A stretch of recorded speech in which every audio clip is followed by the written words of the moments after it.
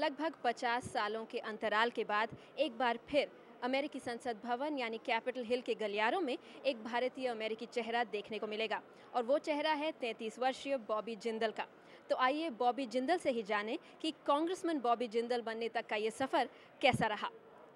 You're 33 years old, and after a long gap of 46 years, the first Indian American elected representative to the House of Representatives. So, Congressman Bobby Jindal, how does it feel?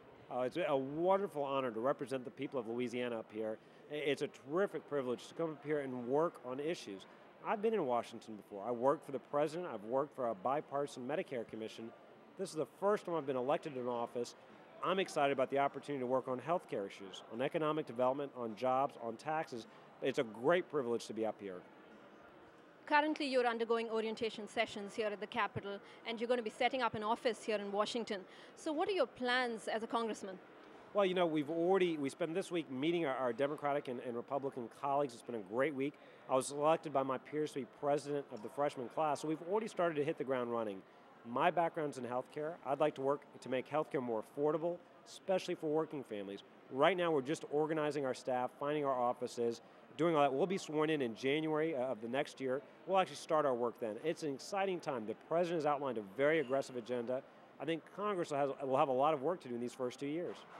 Well, cutting across party lines, the Indian Americans here supported you in your campaign, not just for governor, but also in your bid for Congress. So do you feel any pressure to deliver? How are you looking at incorporating the Indian American community into the mainstream political process here? I was honored to have their support. There were so many prayers and well wishes and just people even outside my district who couldn't vote for me that were wishing me well. It's humbling to have that kind of support. Part of the reason I got into politics was that my parents lived the American dream. They came to America as immigrants through hard work, got an education, got a job. I want to make sure my children, all of our children, have that same opportunity. I'm very humbled to have that support from the Indian American community. There are many issues that are common to them and to others. Our hotel owners worry about the death tax. Our physicians worry about malpractice reform. All Indian Americans, like all parents, worry about how are their children going to grow up in this country? What kinds of jobs, what kinds of values will there be for them?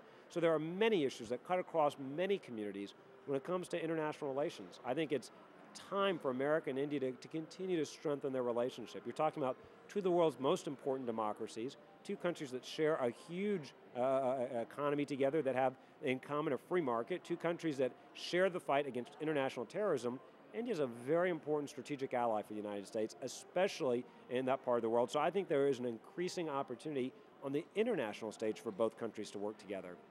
Bobby, I heard that you were planning to join the India caucus. Is that right? And what are you going to do to improve U.S.-India relations? I'm very much looking forward to joining the caucus. Both the Indian and Republican chairman have asked me to do that. I absolutely will do that as soon as I get up here and I'm officially sworn in. I think it's wonderful there is such a caucus, that Democrats and Republicans can come together.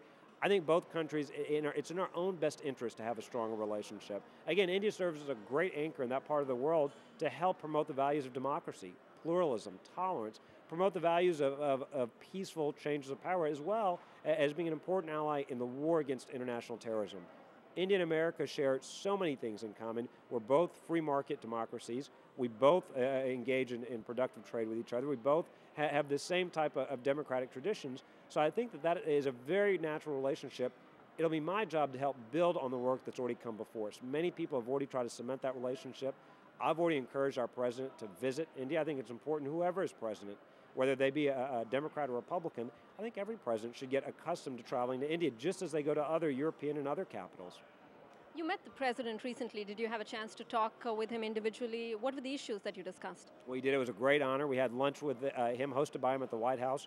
Karl Rove was there. The vice president was there. Secretary Card, his chief of staff, was there. It was a great turnout. It was both Democrats and Republicans. I've worked for him. I've had the chance to talk with him before, but I was seated at his table. It was 2 chairs away from him. We had a wonderful conversation, mainly about his domestic policies. He talked about Social Security reform, the need to cut taxes. He talked about the need to have an aggressive agenda. What's exciting is, he said, the day after the election, I've got political capital and I want to use it. I think this is a great time for us to come together as a country, stop worrying about being Democrats or Republicans, and to get something done for the people that elected us. So I'm excited. He's got an aggressive agenda. I'm looking forward to working with him and making sure that we improve the quality of life for all of our children. Great. You spoke about your parents having emigrated from India, but you were born and raised here in the United States in Louisiana. Now, tell me, does your family have very strong ties back home in India as well? They do. My father was the only one in his family to come here. My mom still has a sister and a brother back in India. My grandparents are no longer alive, which, quite honestly, was our strongest connection at the time. I've got many cousins on both sides of the family. My wife has many family members that are also still living there. So it's funny, actually. My mom was pregnant with me when she came to America. She came to Baton Rouge to go to school.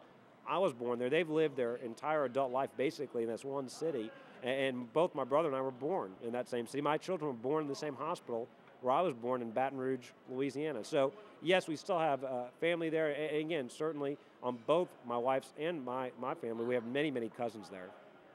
If I say India, are there any memories or images that the name evokes?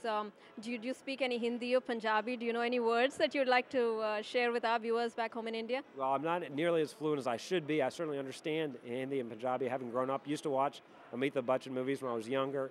For me, India really brings back memories of my grandparents. I mean, that's my strongest association because I used to go there often when they were still alive. And certainly I've got many memories of visiting them in their homes and the smells and the foods and the games and all the memories that brings back to me.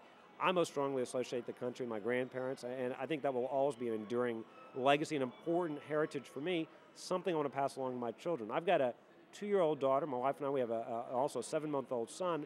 We're looking forward to bringing them to India so they can visit for themselves and experience everything that we experienced growing up there, growing up here, but visiting there.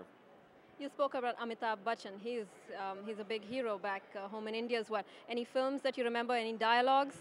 No, there were so many movies. Unlike Hollywood stars in Bollywood, they make so many different movies. And so I grew up here. We'd get them on video cassettes many, many months after they'd already been released in India. So we'd certainly watch many movies here. Some of them were dubbed, some were not, and that's probably how I began to learn some of my Hindi. But no, no particular lines or movies. I grew up, I've never met him, certainly, but have grown up watching his movies, and a lot of the actors I watch are obviously from a different generation, not the current batch of actors. When you visit India, what would you like to do there? Are there any places you would like to visit, people? Well, usually when I have gone previously, I've spent most of my time in New Delhi just because some of my mom's family still lives. I'd like to go back with two purposes in mind. One is certainly so my children can experience that, but part of it is also as a policymaker. I look very much forward to meeting my counterparts there and doing what I can to strengthen the relationship between the two countries. Now, my background's not in international relations. It's in domestic policy and in healthcare, but I think it's very important for senior leaders, both in the legislative body as well as the executive branch, to travel. I think it's very important for the president to go there. I think it's very important for the leadership of the House and the Senate to go there. I want to play a small part in encouraging that. Obviously, again, I'm not an expert on international relations, but I want to encourage others that are experts to make that trip and cement that relationship.